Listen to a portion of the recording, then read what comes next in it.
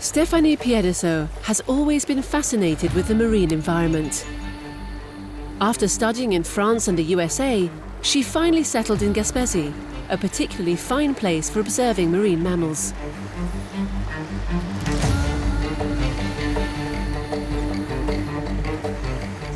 What fascinates me is the whole dynamic of the marine environment, to see how everything's interrelated. And the small bryozoa has its part to play just as much as the huge blue whale. It's also the habitat, all the mysteries that we don't yet understand. In the marine environment, there are so many things to discover.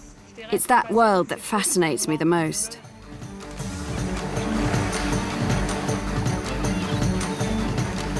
There are 12 to 15 seals straight ahead.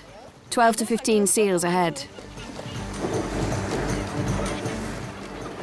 In 2006, Stéphanie joined the team at ROM, the Marine Mammals Observation Network, where she works as a biologist on the protection and conservation of the whales and seals of the St. Lawrence.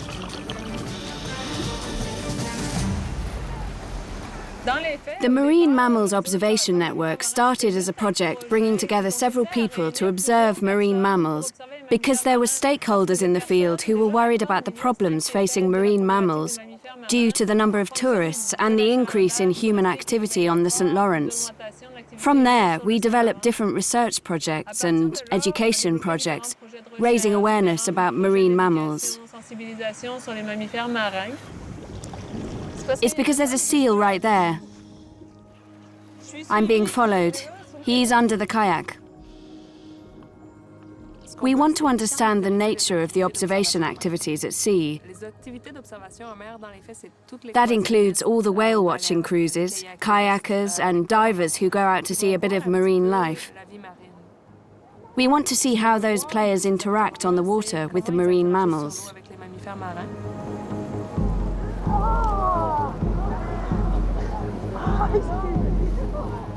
Among the species of marine mammals present in the St. Lawrence estuary and Gulf, the harbour seal, by its behaviours and living habits, is particularly exposed to contact with humans, and that makes it vulnerable.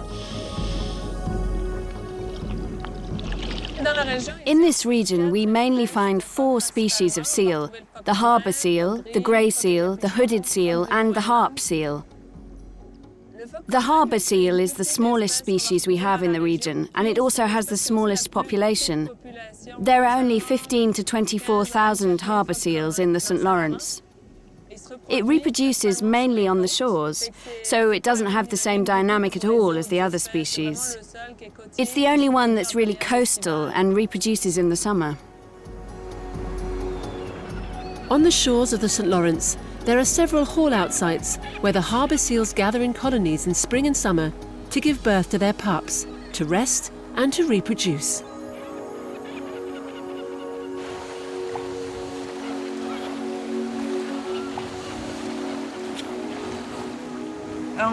We realised that at the harbour seals haul-out site for reproducing at Petit-Gaspé, there were a lot of visitors who came either on foot, by kayak, by boat or to dive. We wondered to what extent this traffic could affect the reproduction of the harbour seal in the short term and in the long term. From there, I approached Gwenaël Beauplay at Université Laval. We wanted to set up a joint project with him looking at it from the scientific point of view, while we were looking at it from more the conservation point of view. So we might put some measures in place to protect that haul-out site.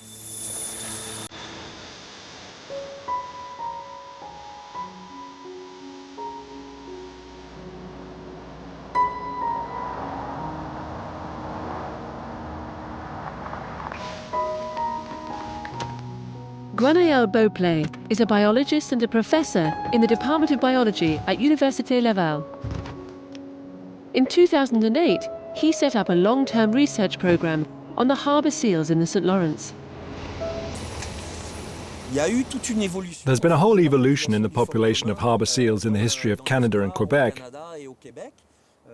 In particular, there's been a ban on hunting the species since 1975. It's the only species of seal with a hunting ban in Canada, and since they're not hunted, we had very little information on the status of the population. To date, Very few studies have been carried out on harbour seals, because this species is found in smaller numbers than most other seal species. That means that its impact on commercial fish stocks is slight. In order to have better records of the state of the population in the St. Lawrence estuary, between May and July, Guanael and his team mark the babies from that year. To find the animals, we mark them with a little hat on their head. The hats are numbered, so that means we can identify them more easily in the water. Some seals are also fitted with VHF transmitters and dive recorders stuck onto their skin. Harmless to the animals, these devices allow them to be identified more easily and provide important data for monitoring growth. The ones we want individually are 39, 8 and 25. Is that right? Kip 5. In total, we must have about 15 dive records on animals, some of which we need to recover and others that we'll leave a bit longer. On the left, there. Setting off in pursuit of a seal requires a lot of skill and caution. As the boat approaches, the seals go and hide among the rocks, making the boatman's task much more complicated.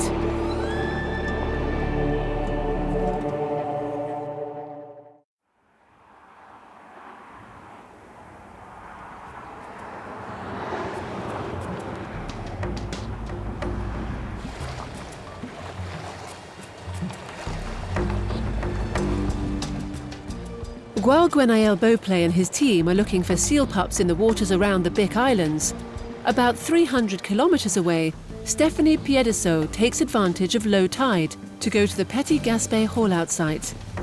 She's accompanied by Ray Couture, one of Guanael's students taking part in the project.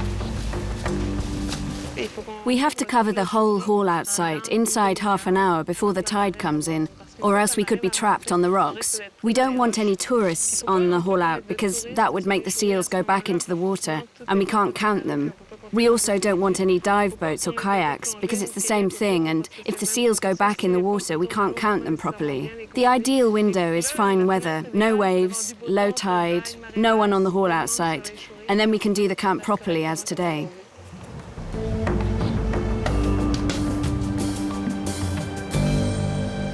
Can you give me the exact time?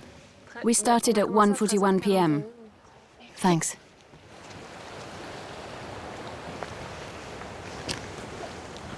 The majority of Ray's work is going to be monitoring behaviours of the seals. She'll sit on a rock for, let's say, 4 hours, and she'll observe all the seals' behaviours, regular behaviours. Or if there's an introduction of humans, she'll observe the seals' reactions in relation to the human approach.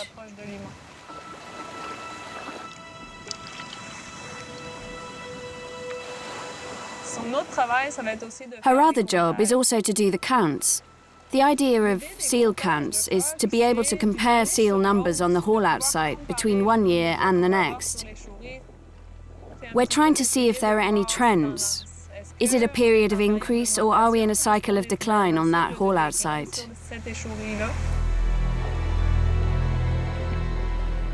The harbour seal lives all year round in the St. Lawrence estuary. That's one of the reasons why studying it is so interesting.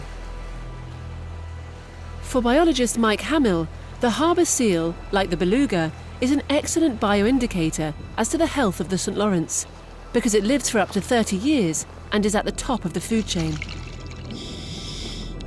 The harbour seal is a resident. It's here all the year round, so it takes all its food and contaminants from here.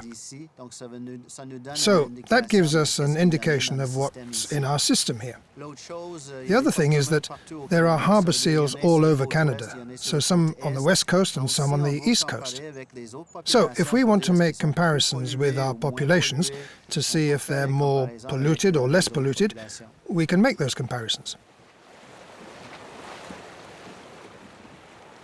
An unusual characteristic of harbour seals is that the pups are able to swim as soon as they're born, whereas other seal species enter the water only after weaning.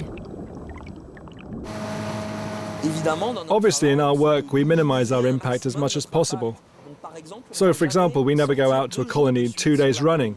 We never do that, just so that we give them a bit of a rest.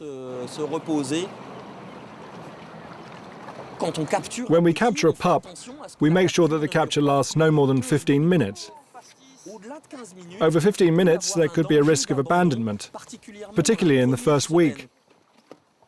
So we have to be really very careful not to disturb the mother-baby bond.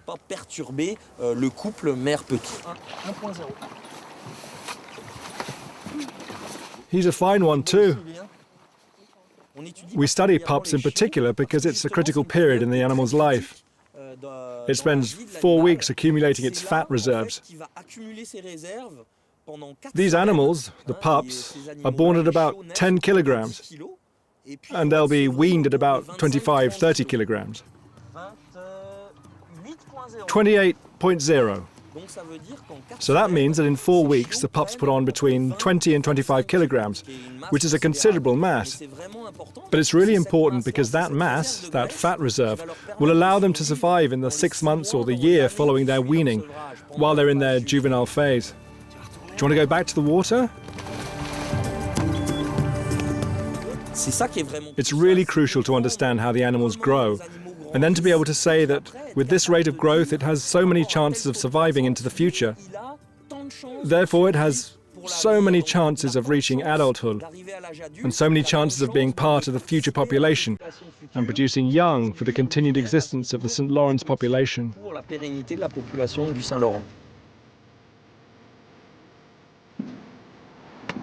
The mother's found her baby.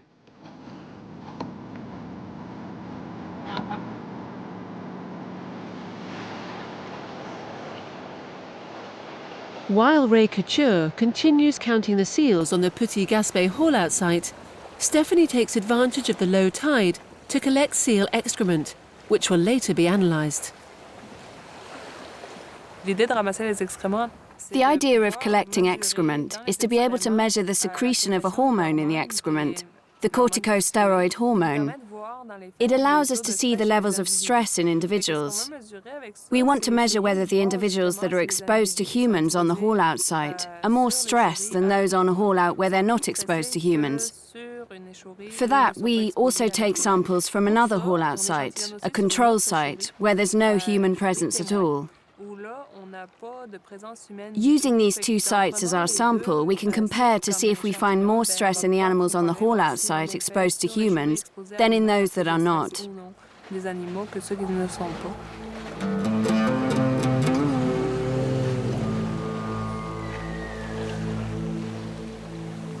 We've done a good count. We've managed to count around 100 individuals in the area with around 25 to 30 pups. That's a good average. And we also managed to collect 5 excrement samples, which is very good. It's the best count we've had so far. It's a good number of samples. We're pleased with our count today.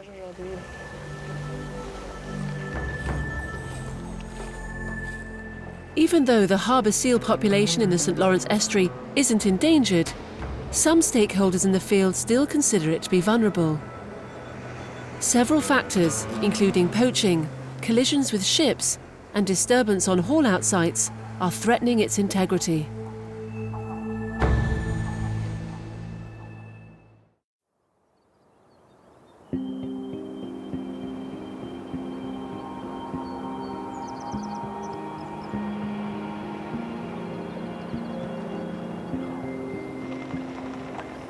Two days later, Gwenaëlle Bouplé takes advantage of the low tide to make another trip to the Bic Islands.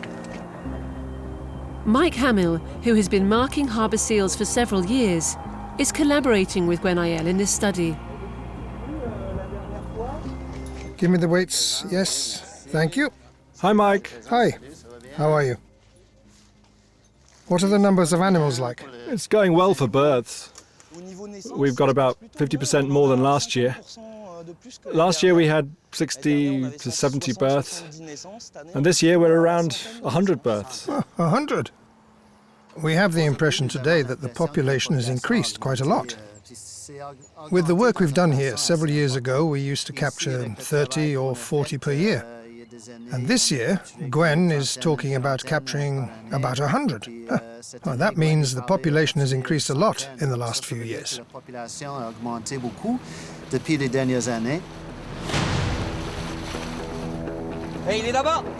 He's over there.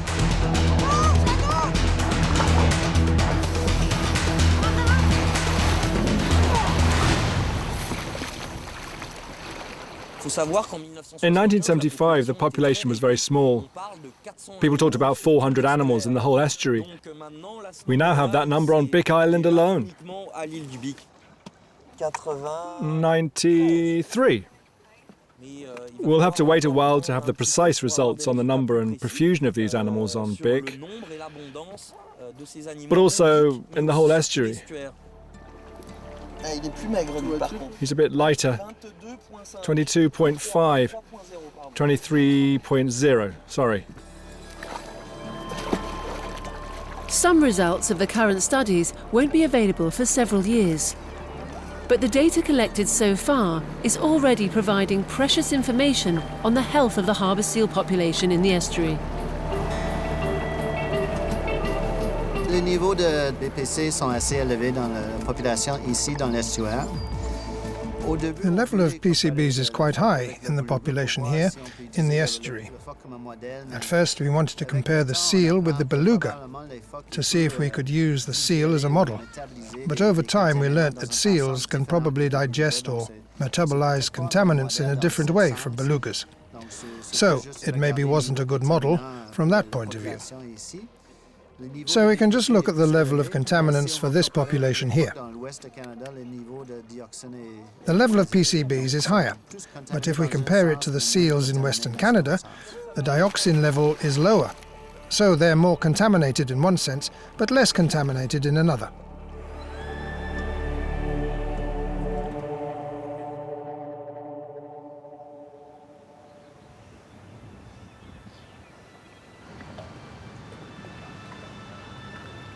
With the aim of protecting the Petit Gaspé haul-out site, several stakeholders in the field have got together in order to manage the human activities that might have an impact on the mammals and their habitats.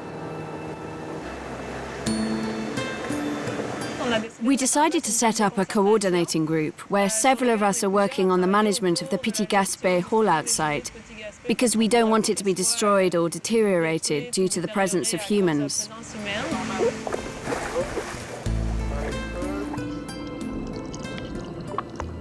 Some seals are very curious. They want to try things. They're very bold with divers. They want to test the equipment. They want to see what flippers are, what a diver is. They'll tend to nibble at all the equipment to see what it is and what it's like. The problem is that they become used to humans. The young ones are less and less fearful. They go to divers out of curiosity, but logically, a seal in its real life must look after its primary biological functions. It shouldn't have anything to do with divers that aren't part of its normal biological cycle. It's a waste of time and of energy for the young seal.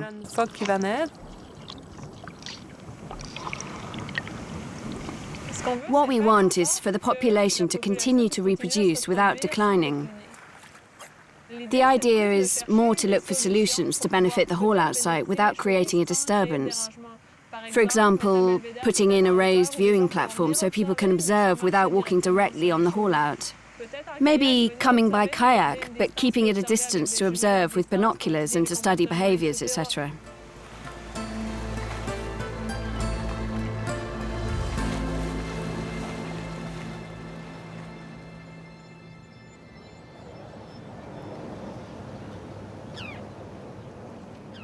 Since she's been working in the field of conservation, Stéphanie Pieddesaux has observed a certain evolution in the mindsets of the different stakeholders.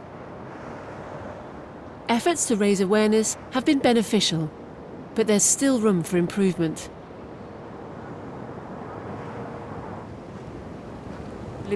People are more and more aware of environmental issues, And they're also aware that if you go and observe wildlife, you're in the wild, you're not in an aquarium. So the idea is to respect the animal that's in its own territory.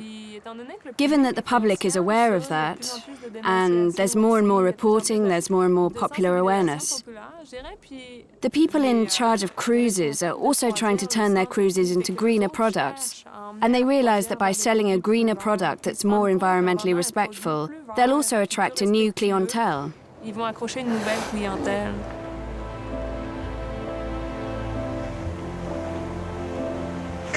When I started in biology, I didn't think at all about the impact that humans could have on the environment. It was the project characterizing sea activities that made me realize that humans, through their activities, could have a major impact on the life of this or that species.